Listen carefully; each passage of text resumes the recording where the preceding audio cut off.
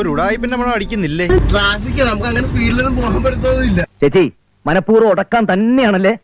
ആയിക്കോട്ടെ, പക്ഷെ നീ ഇവിടെയൊക്കെ ഗ്യാപ്പ് എടുക്കുന്നുണ്ടല്ലോ. നിന്റെ അച്ഛനെ വഴിയാണ് റോഡ്. എനിക്ക് പണിയൊക്കെ ഉണ്ട്. എന്റെ ഓരോ മിനിറ്റിന്റെ വില എനിക്കറിയോ?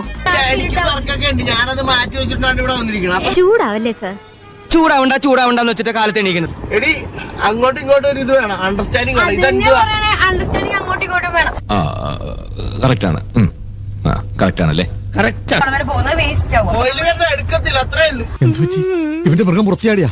ഒരു വീട് എടുത്തില്ലെങ്കിൽ ഇപ്പൊ എന്നാ പറ്റും? എനിക്കൊന്നും പറ്റത്തില്ല, എനിക്കൊന്നും പറ്റത്തില്ല. അത്രേ ഉള്ളൂ. അത്രേ ഉള്ളൂ. കിടന്ന് ചിലക്കാണ്. നീ കൂടുതൽ പറയണമാണ്. നമ്മ സീനാണ് പറഞ്ഞാണ്.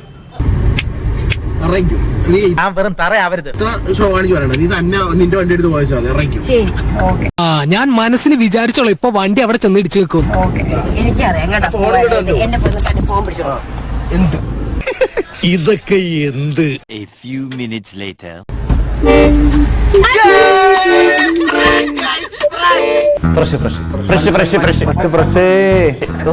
പിന്നെ ഒറിജിനൽ ആണെന്ന് പറയില്ലടാ, അത്രക്ക് ആർട്ടിഫിഷ്യൽ ആയിട്ട്.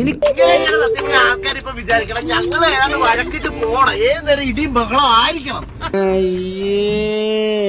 ഒരു കയറുണ്ടായിരുന്നെങ്കിൽ ഞാൻ ഇപ്പൊ തന്നെ കെട്ടി ചത്തേനെ എന്ന് പറഞ്ഞാൽ ഒരുമിച്ച് പോലും ഇവരുടെ റിലേഷൻഷിപ്പ് എന്ന രീതിക്കാണ് ഈ ആൾക്കാർ മൊത്തം വന്ന് കമന്റ് ഇടണം. പിന്നെ എനിക്കിവിടെ തൂറാൻ പോലും സമയം